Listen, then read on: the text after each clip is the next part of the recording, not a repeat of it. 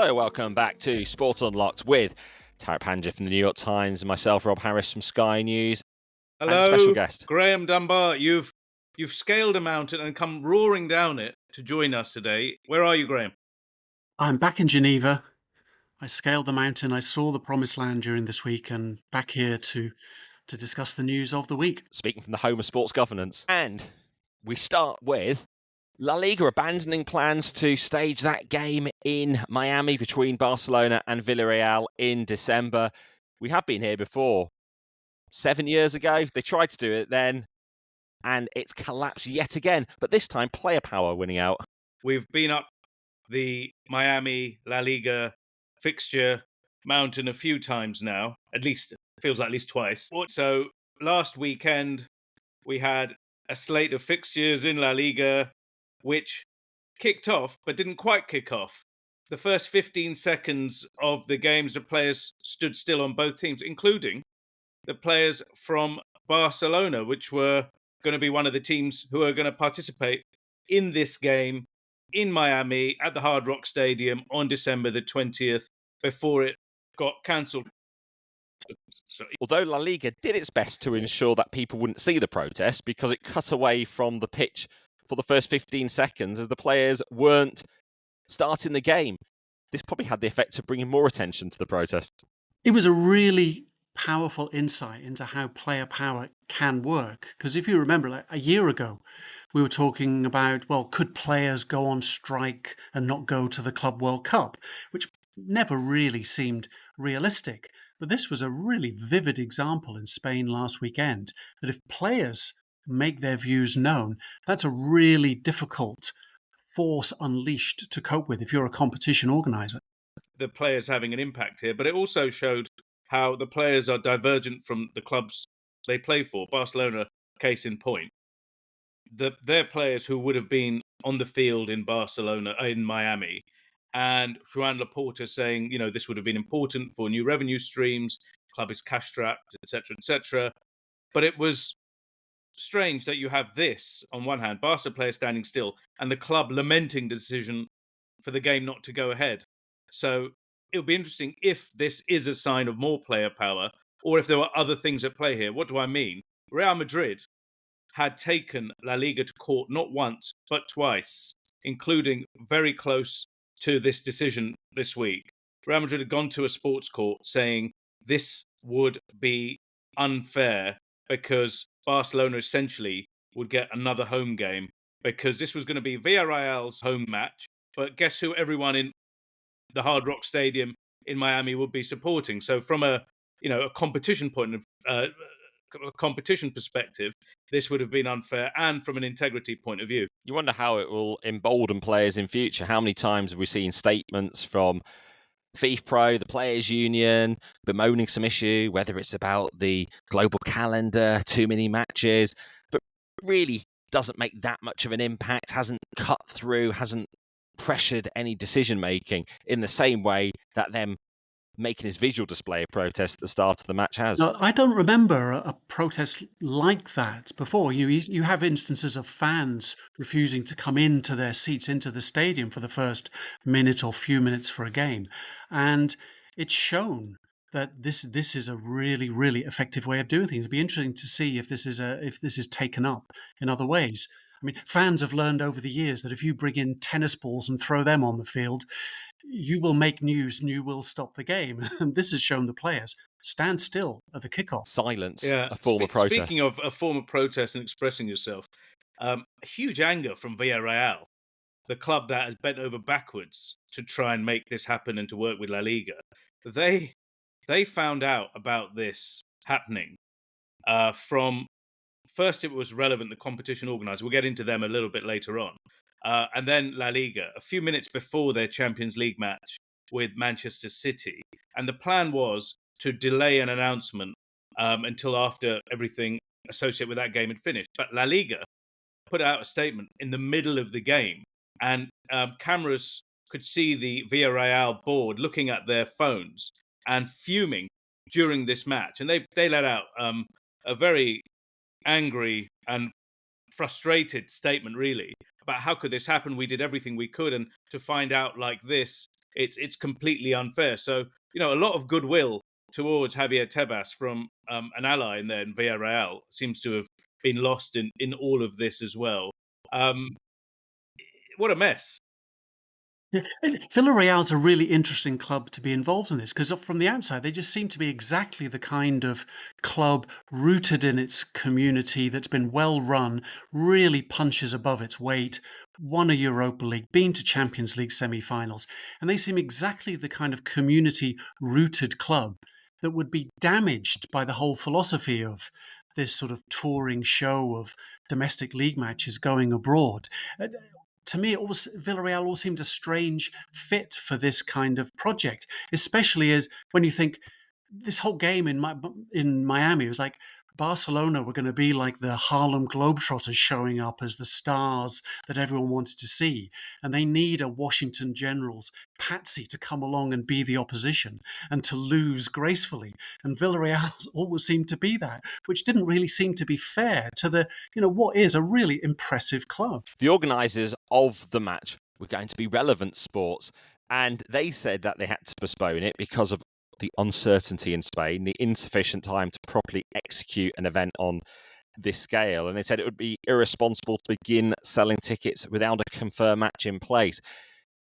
We have mentioned it before, but a point worth emphasising that Relevant, the organisers of this game, are also the partners of UEFA to sell European club rights in the United States, and UEFA themselves claim that they only reluctantly were willing to approve this because of the uncertainty around whether the FIFA rules could block them. So, yeah, Relevant playing both sides. True, you say they're the partner of UEFA. They're also, perhaps even more importantly, the partner of European football clubs. And they're in a really sweet spot with them as their sales agent for the Champions League and other competitions through 2033. They're going to be on the inside of the tent with the clubs for what could be the next evolutionary phase of the Champions League. Why upset that by antagonizing other clubs and fans? Just didn't seem to be worth it. No, that's critical, isn't it? There's such a huge relationship. The numbers that we're talking about with that contract, if the numbers hit the mark, are somewhere between $5.5 and $6 billion for the next European rights cycle. That's what they're hoping to get. And this one-off game for La Liga in Miami at a stadium that's owned by the relevant owner, Stephen Ross, the Hard Rock Stadium. It's small beer, really, isn't it? Does it really move the needle? Not for Relevant, probably, and maybe not even for La Liga. So this thing has gone on since, say, 2018.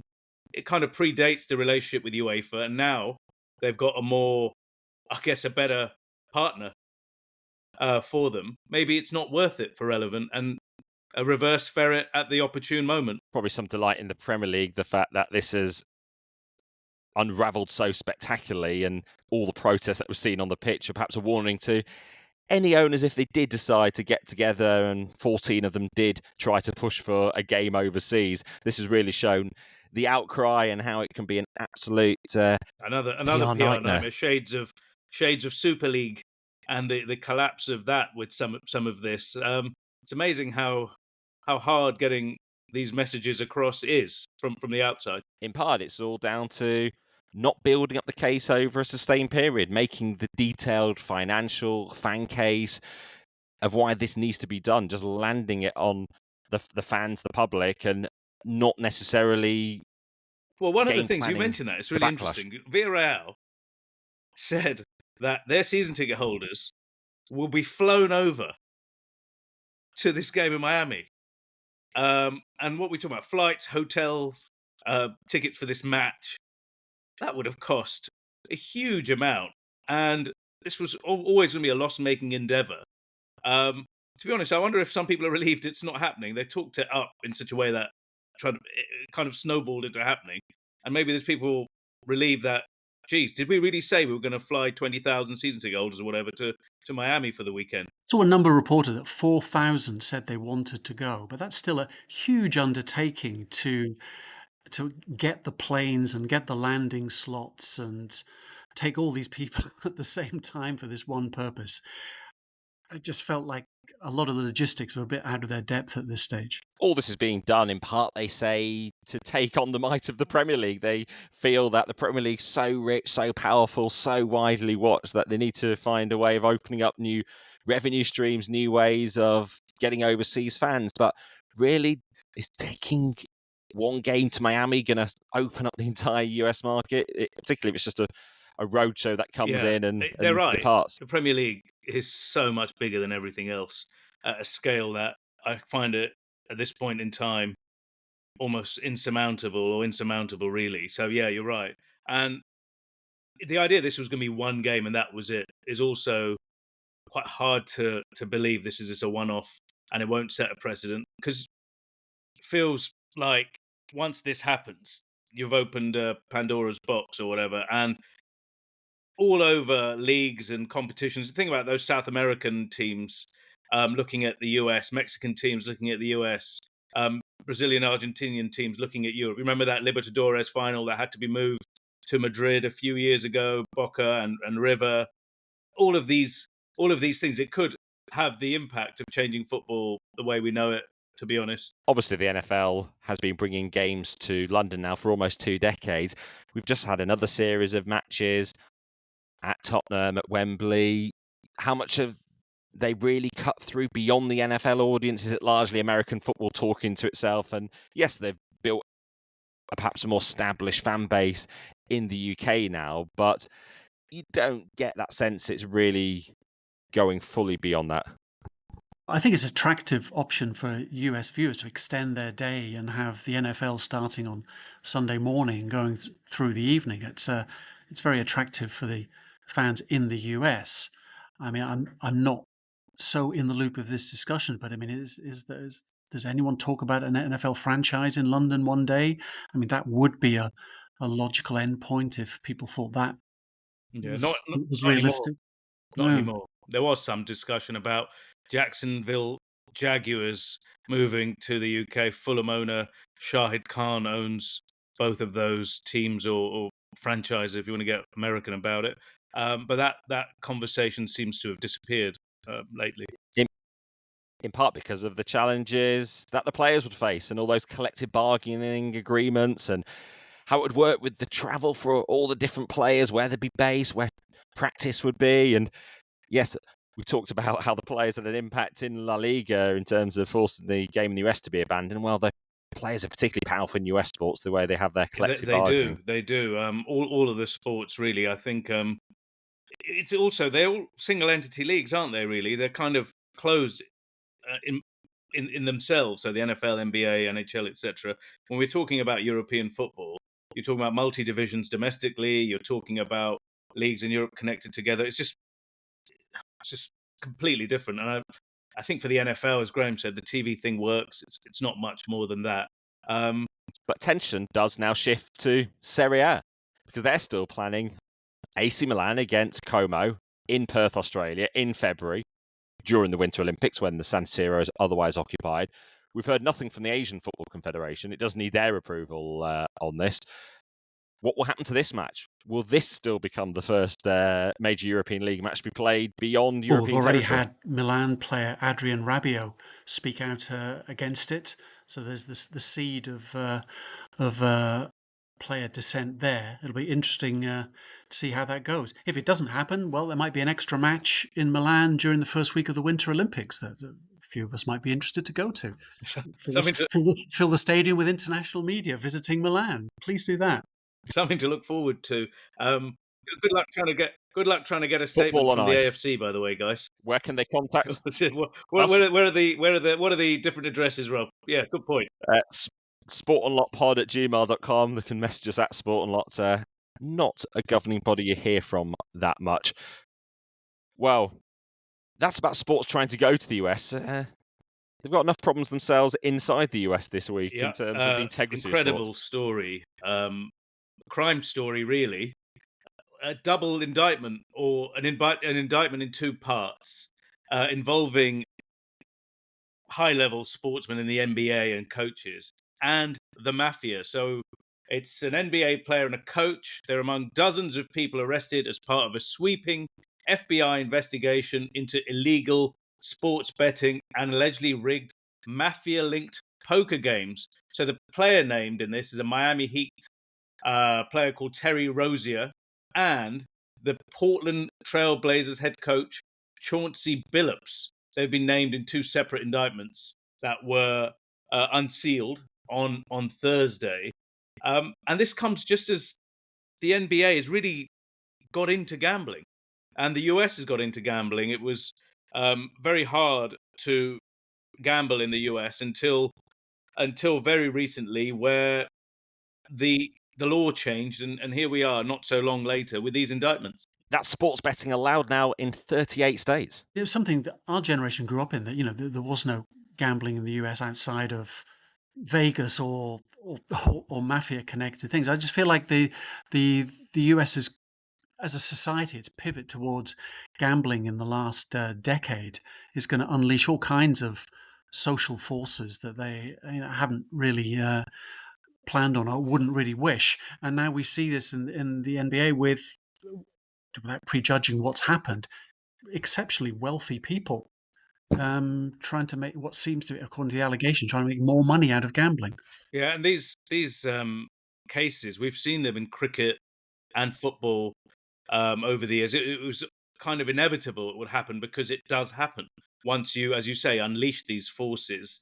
What was interesting is this was insider information type stuff, i.e., this guy won't be playing in this game, sharing information. I remember some cricket cases in the past where people were giving this type of inside information to gamblers to make money from this. And now I just don't think it's going to be the last of its kind either, because the temptation is always there. We on this pod were talking about a case in football in the Premier League not that long ago. Lucas Paquetá of West Ham has been cleared, of course, by the Football Association, but the case did involve giving information to people to bet related to yellow cards and the like. So spot fixing, fixing on particular or betting on particular events taking place in games, and like the US is now gonna face this. In fact, happening in the NBA comes as the NBA of all the sports is the one that has embraced gambling more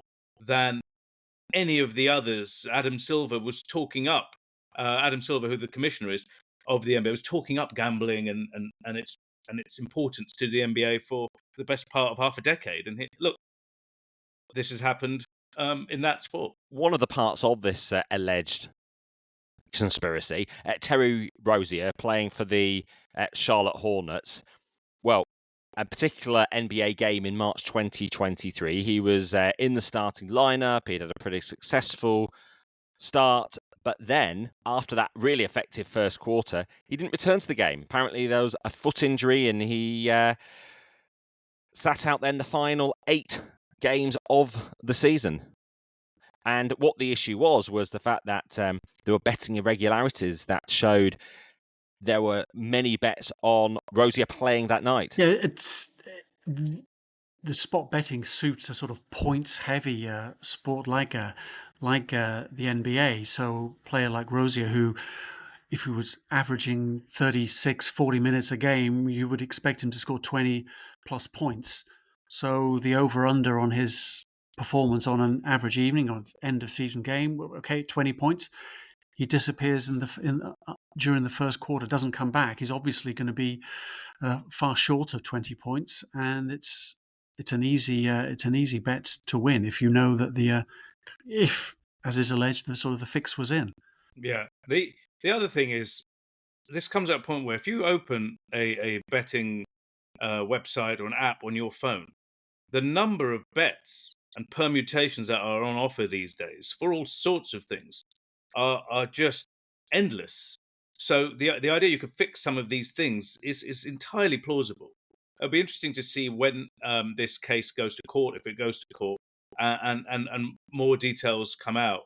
Because one of the things we've seen this in other cases in the US, like the FIFA one, there's an initial indictment and then there are superseding indictments that follow those ones. So other people could be rolled into this, more big names potentially, because you're looking at the unnamed co-conspirator list. And, experts or journalists who follow the game could identify some of those guys as well. So, we may be talking about other names, other famous people in the not so distant future. And we also have a gambling issue here in Switzerland this week as well, for FIFA, no less, under scrutiny. But it was, the Swiss Gambling Authority had a look at FIFA's offers to people on its website to invest in NFTs. But was it about getting access to World Cup tickets? Form of gambling, it was Yeah, alleged to because be. there was no guarantee of this availability to access these tickets, right? So the suggestion is, you keep buying more and more in the hope of maybe winning, and then it gets into the realm of, is it gambling or not? But it's definitely one to watch, isn't it? Did FIFA get a bit irritated by the meddlesome Swiss authorities? Did find them to have made misleading claims about the 2022 World Cup being carbon neutral, breaching advertising Don't law. breach advertising law is probably the message there. Like, I remember that story.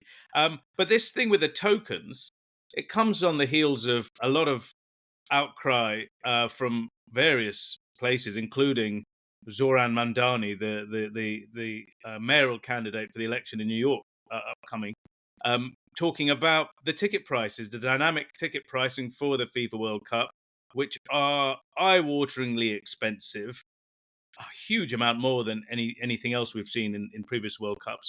And one of the reasons FIFA is saying that's the case is to fund football. Well, that's one of the reasons. The second one is because they're saying, well, it's legal to sell tickets on the secondary market in America. So by pricing them the way they are, they will diminish the chance for hawkers on the secondary market to make bank. Building up to that New York mayoral election, and Mamdani has been making quite a play talking about football. You wonder if he will really be a thorn in the side of FIFA and Gianni Infantino building up to the World Cup. He's realised it's a way of getting headlines. We haven't had quite a significant, powerful public political voice that's been speaking out against FIFA. Isn't the head of the FBI these days a Liverpool fan too? So there's no lack of possibility for where these kinds of stories could go to.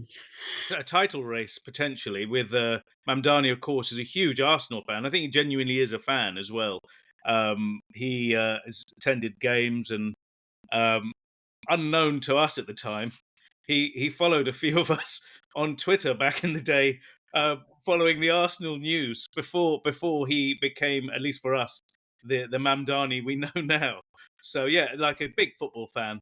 And he will be talking about this issue, whether it is for attention or whether he's genuinely interested in the game. Maybe we help to inform him about FIFA. If anyone wants to know, Gianni Infantino this week has been in the Maldives and then on to Malaysia, where he was with the Prime Minister. Great time of the year to be in the Maldives. I wonder, was that work or pleasure? Well, he was welcomed by the tourism minister in the Maldives, but very much seen with various children, football initiatives, big picture of him on a sign welcoming him. And you can't take away from the fact for the Maldives, they're not going to ever host the main national team World Cup. So for them, it's probably a big moment to have the FIFA president there. You say that, but a couple of weeks ago we'd have said, well, Bolivia's never going to have a World Cup, are they? I mean, that altitude would be unhealthy, but apparently they're in play. Nothing and nowhere is off limits. No, except maybe Indonesia. Somewhere that. Indonesia's. Yes, that's because of news from the International Olympic Committee this week. This latest phase of the Indonesia story, which has really been going on for about 2.5 years now in this phase. Well, the latest example is currently in Indonesia is the World Gymnastics Championships, but it's going ahead without any Israeli athletes because despite being awarded the hosting rights last year and promising as recently as July that the Israeli Gymnastics Federation would be welcome in the country, that changed a couple of weeks ago. The Israeli team was told it would not be welcome, and now the International Olympic Committee's executive board had a remote meeting this week to deal with this issue, and has advised the governing bodies of Olympic sports not to award world championships or take world championships to Indonesia for the future.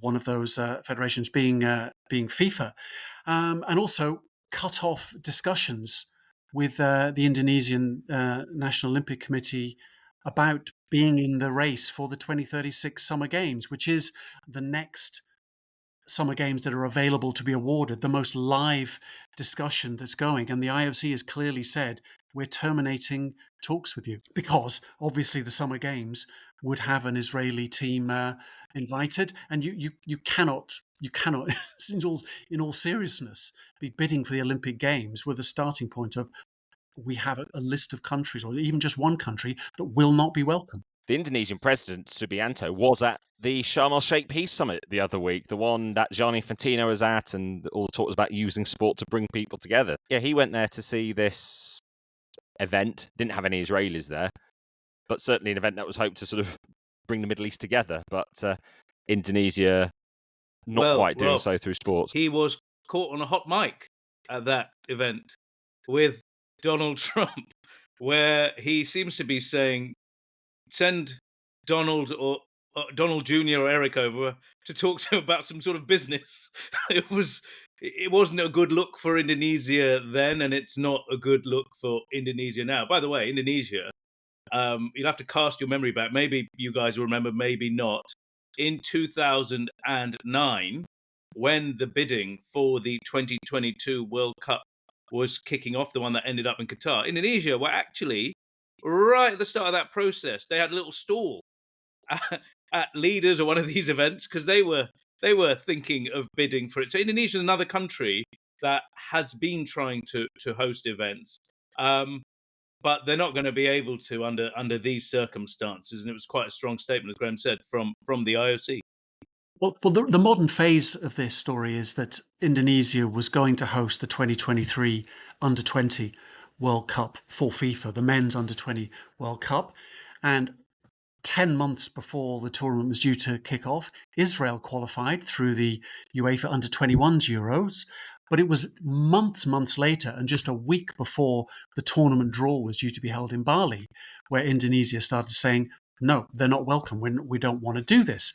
And FIFA was left, well, we can't go ahead with planning. So they stripped Indonesia of the hosting rights, and found Argentina as a host. And that led the IOC in the summer of 2023 to advise the governing bodies of Olympic sports, you need to think really carefully about awarding events to Indonesia.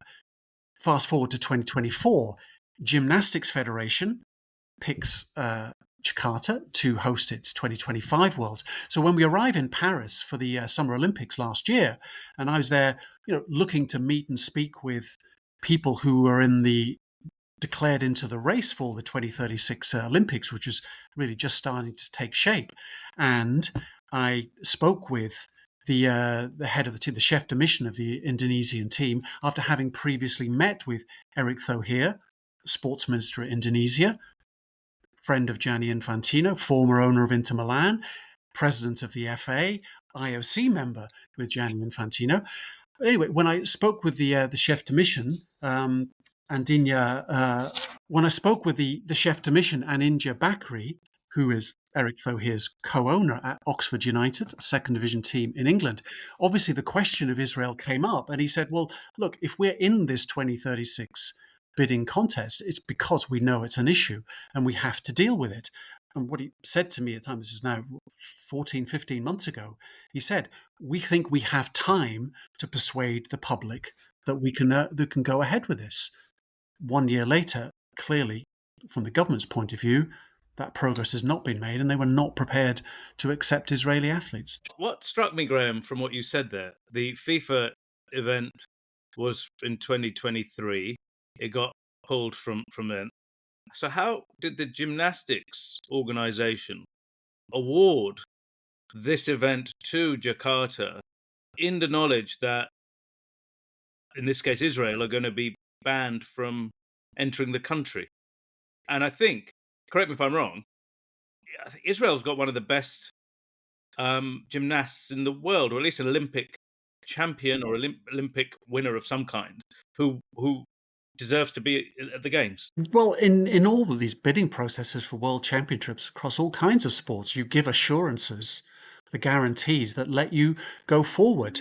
And Indonesian football gave them to FIFA for that under-23 World Cup, gave them to FIG, the Gymnastics Federation, and there's now a pattern of a rug pull a few the weeks question- before it gets serious. Yeah, the question though, I wonder if it obviously in the context of when between them being awarded the right and the war in Gaza, and the images and the numbers, the death toll, all of these things. Indonesia, a Muslim country, and I'm sure they've been following, like the rest of the world, the incidents and the war in Gaza. Whether the guy who spoke to you saying in Paris, which was during the Gaza war as well, that we're going to be able to, or going to try and persuade the country to maybe accepting this in the context of the war, and having that conversation is probably hard for any government in that part of the world.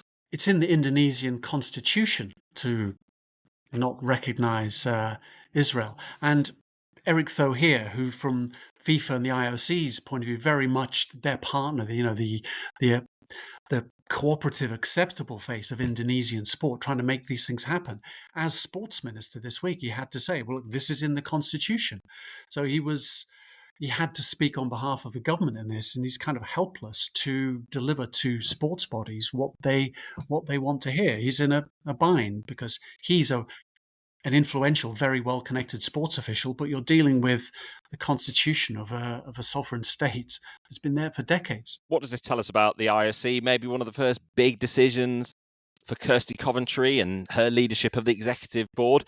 Does it put a focus on other countries? Some people might say, well, that country is also discriminating in breach of the IOC charter as well. Stop them hosting events, or are they only acting because there's an immediate pressure of a world championships where this has come to light? Well, it's true that the two of the first big decisions of Kirsty Coventry's presidency have been about this 2036 Olympics race. The first to pause the process in the summer because under pressure from the members who say, look, we want more input. And that pausing certainly seemed to stop or stall the momentum that India was building up. And now, because of the political stance Indonesia has taken, they've just cut out Indonesia from, it's an ongoing, it's not just 2036, it's 2040, 2044, that ongoing process, this rolling process that it is now. But the IOC has stepped in to make a clear politically based decision here. We have to wait and see now. Of course, Russia have been banned from the previous Olympics.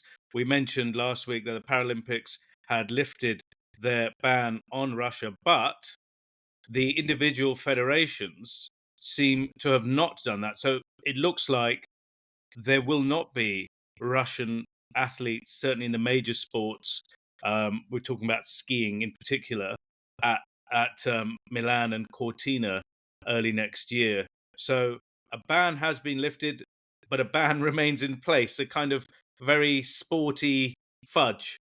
Well, the situation in skiing is very similar to what UEFA and FIFA found in the early days of the war, is that if you need to host events and compete against opponents from Europe, they're just not prepared. Skiing has key stakeholders in skiing are the Nordic countries, and allowing Russian athletes into those countries to compete in qualifying events was just too difficult logistically, and there just wasn't the political will around too many skiing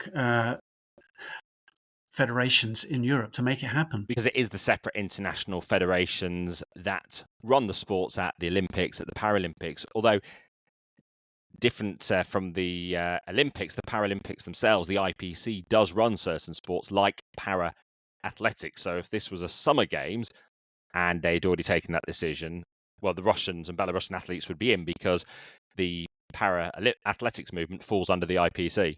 Just to clarify, the Ski Federation's decision this week was not to ban Russian athletes from the Olympics. It was to say they can't travel to compete in the qualifying events that might be hosted in Norway or Finland. So it's not an Olympic ban. It's just politically, logistically, practically, they can't travel in around Europe to compete in the events they would need to qualify for the Olympics. Well, on bans, last week we were discussing that decision in Birmingham in England to ban Maccabi Tel Aviv fans from their Europa League match at Aston Villa at the start of November. It escalated significantly and then to a political dispute within England, a diplomatic dispute between the UK and Israel, even though Keir Starmer and the British government were advocating that ban to be overturned. Then Maccabi Tel Aviv decided, regardless of whether or not the ban is overturned, they wouldn't be selling tickets anyway. In between all that was the heat of the unrest at the Tel Aviv derby. There was the scenes of the Tel Aviv derby that require unpacking. This was Hapoel Tel Aviv versus Maccabi Tel Aviv, and the match was called off by the police. Just what happened when and where still being raked over.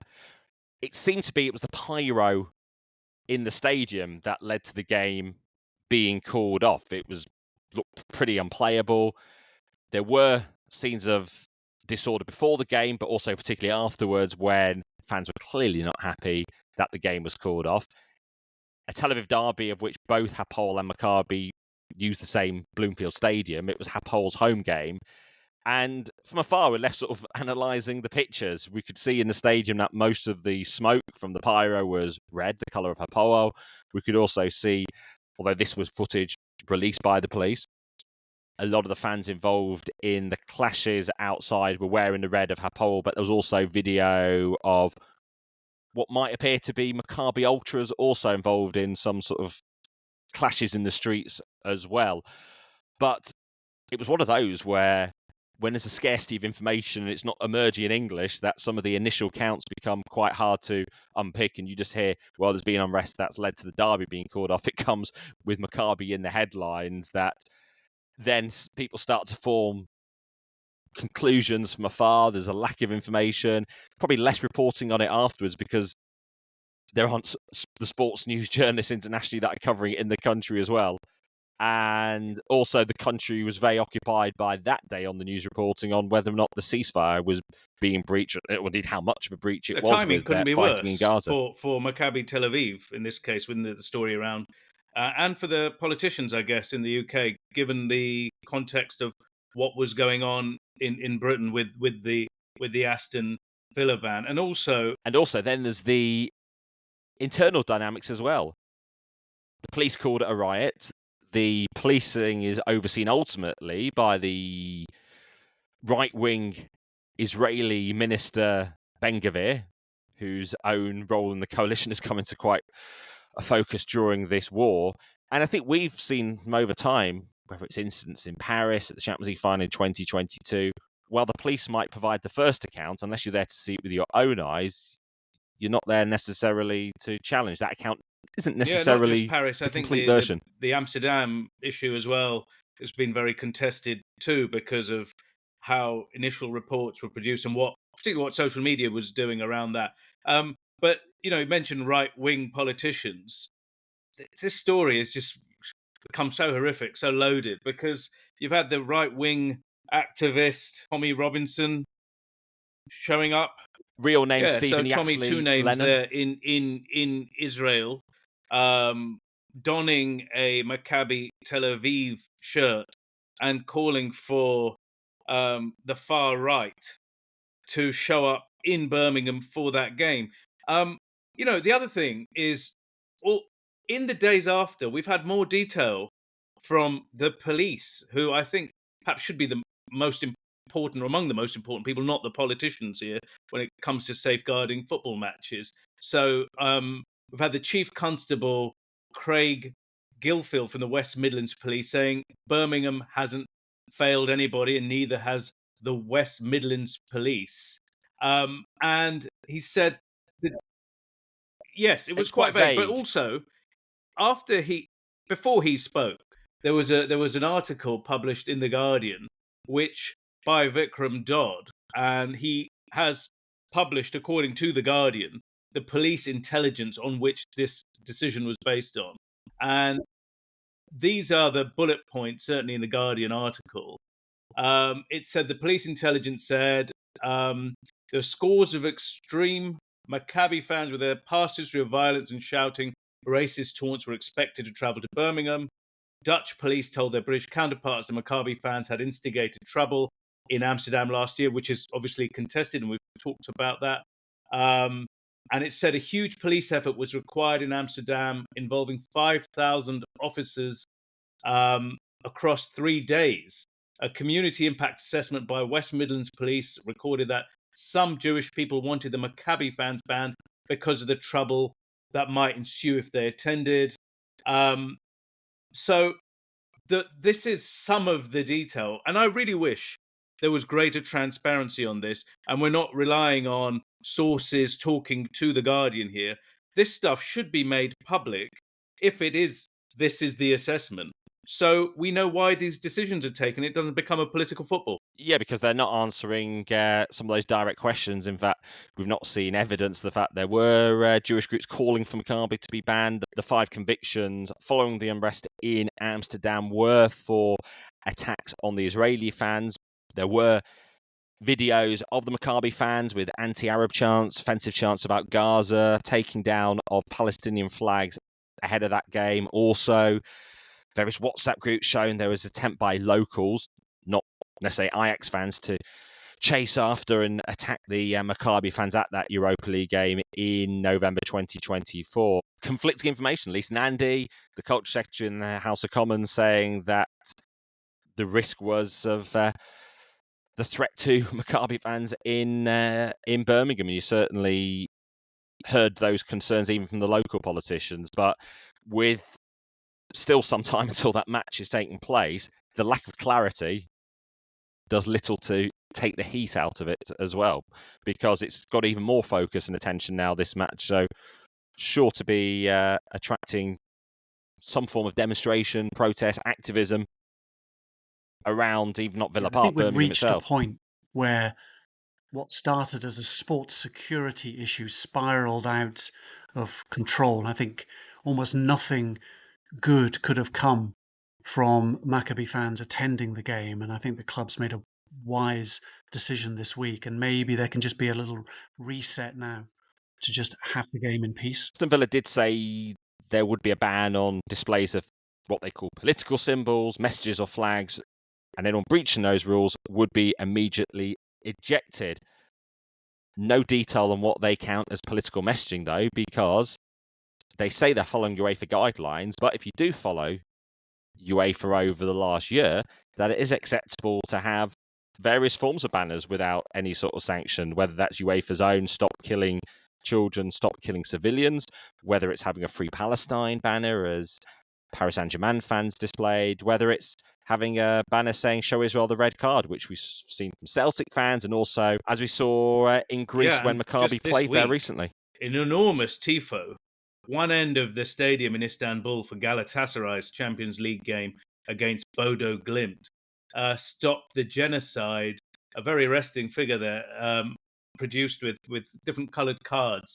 It stretched across an entire end of a stadium. So, you're right, Rob. What does constitute this, and what do Aston Villa mean? Again, and we keep saying this on all sorts of issues, transparency and clarity might win the day sometimes. Otherwise, you create opportunity for doubt, mistrust, and opportunism as well from certain politicians sometimes. So if you chuck a fan out for having such a banner, they could easily point to the UEFA precedents and say it was an unfair removal from the venue. I think this was the road that was inevitably going to be taken once UEFA did put those slogans on the field before the Super Cup game in August, which, UEFA did explain why, but it was inevitable that the latitude that it gave people inside stadiums to express opinions was going to be challenged in a way that wasn't foreseen. And I think we're probably going to get that at Villa Park